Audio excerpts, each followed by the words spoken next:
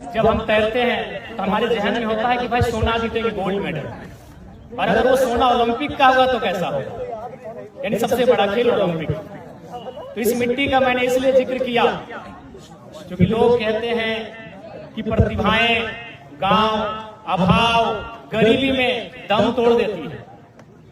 हम बहाना भी बनाते हैं कि भाई मेरे पिताजी किसान थे, मेरे पिताजी मजदूर थे, हमें पैसा नहीं मिल पाया, हम आगे नहीं बढ़ पाए। ऐसा लोग मानते हैं कि अगर आपके पास अभाव हो, आपके पास मदद ना मिले तो शायद आपके अंदर का टैलेंट कहीं खो जाता है। लेकिन आज जिस मिट्टी में आप हैं, इसी मिट्टी के एक शख्स ने हिंदुस्तान को सबसे पहला सोना दिलाया था, जयपाल सिंह मुंडा। आज जिस मिट्टी में आप बैठे हैं, ये रांची जिला है, और जो खूंटी, क्योंकि आज वो जिला अलग हो चुका है, इसी मिट्टी ने हिंदुस्तान को, झारखंड को नहीं, पूरे हिंदुस्तान को सबसे पहला गोल्ड मेडल अपने कप्तानी में दिलाया था सन 1928 में।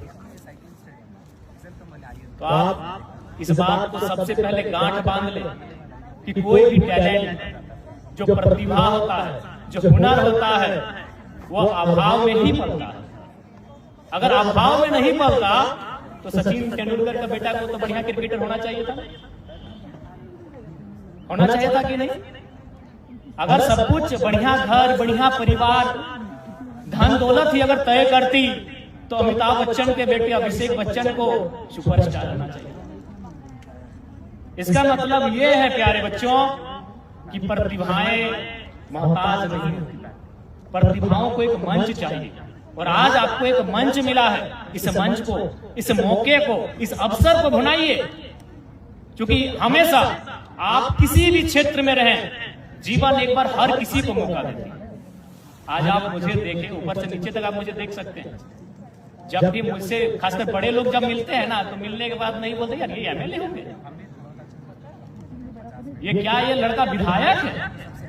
मैं जब किसी कार्यक्रमों में जाता हूँ, बड़े बड़े कार्यक्रमों में जाता हूँ, और सामान्य सा हवाई चप्पल और अपने टी शर्ट में जब मंचों में चढ़ जाता हूँ, तो लोग कमेंट करते हैं कि भाई कौन है ये लड़का, कौन है जो अभी मंच में लोग इसका सम्मान कर रहे हैं, लोग इसके लिए तालियां बजा रहे हैं। बोले झारखंड के सबसे डायनेमिक एमएलए, सबसे यूथ एमएलए।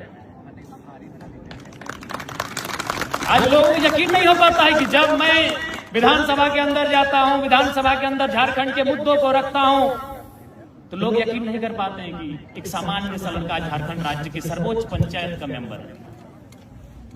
और सही बात, आज विधायक बहुत बड़ा बात होता है प्यारे बच्चों। तो विधायिका का अंग होता है, विधायिका यानी जो देश को, राज्य को चलाते हैं। अभी आपने ये खेल कहां से हो रहा है? युवा कार्यक्रम के माध्यम से। तो युवा कार्यक्रम का जो हेड है वो अभी एक विधायिका सांसद ही हो। अगर वो राज्य का होगा तो विधायक होगा, देश का होगा तो सांसद होगा। यानी वो जो देश को चलाता है, राज्य को चलाता है। तो हम भी आपके जैसे, मैंने भी, आज भी आप मेरे घर में जाएंगे तो एक सामान्य मिट्टी का घर, तो प्रधानमंत्री आवास, एक सामान्य परिवार से उठकर हम यहाँ तक आए। इसलिए मैंने कहा कि अमिताभ बच्चन का बेटा जरूरी नहीं है कि अमिताभ बच्चन बनता है, सचिन तेंदुलकर का बेटा जरूरी नहीं है कि सचिन तेंदुलकर बनता है। आप मेहनत कैसा करते हैं, आप जिस फील्ड में, उस फील्ड में काम कैसा करते हैं, ये सबसे इंपॉर्टेंट है। और एक बात हम आपको स्पष्ट और सीधे शब्दों में कहेंगे कि आप जिस काम को करते हैं उस काम में दिल लगाइए। मैं बहुत सारे, कि हम लोग विधायक हैं तो क्षेत्र के स्कूलों में जाते हैं, कॉलेजों में जाते हैं, वहां के बच्चों से बातचीत करते हैं जो वहां पढ़ने के लिए आए हैं। उनसे कहता हूं कि पढ़ना, शिक्षा हासिल करना, ये तो हमारा अधिकार है, ये हमारा मौलिक अधिकार है। हर किसी को शिक्षित होना है, हर किसी को पढ़ना है। लेकिन ये जरूरी नहीं है कि आप पढ़ेंगे, लिखेंगे, उसी क्षेत्र में अपना करियर चुनेंगे।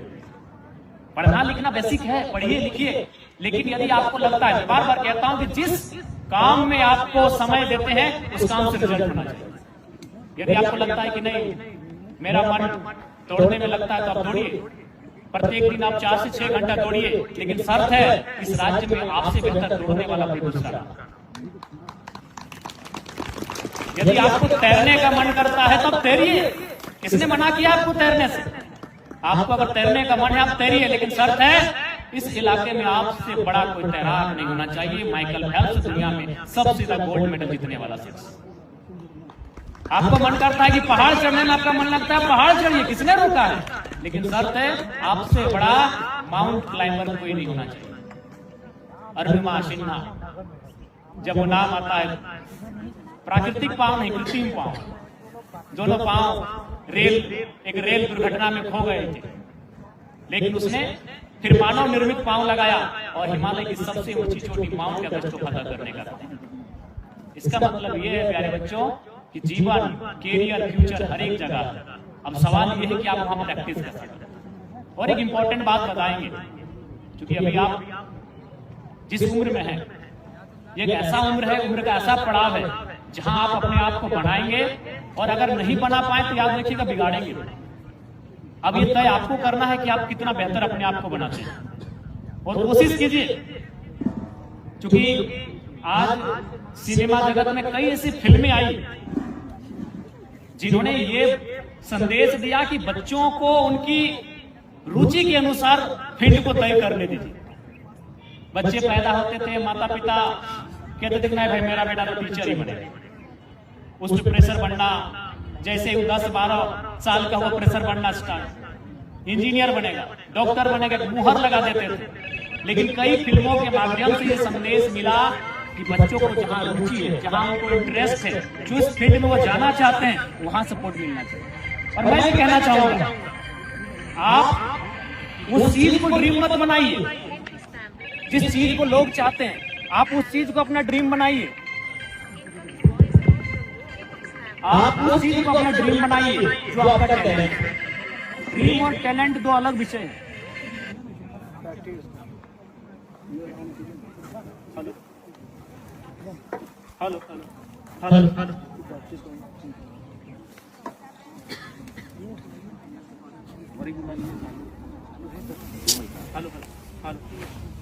Hello hello.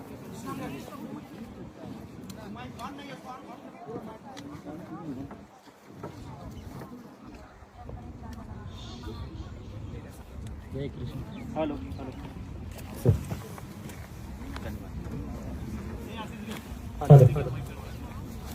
ड्रीम और टैलेंट दो अलग विषय हैं। कभी कभी ऐसा होता है कि हमारा ड्रीम कुछ और होता है और टैलेंट कुछ और होता है।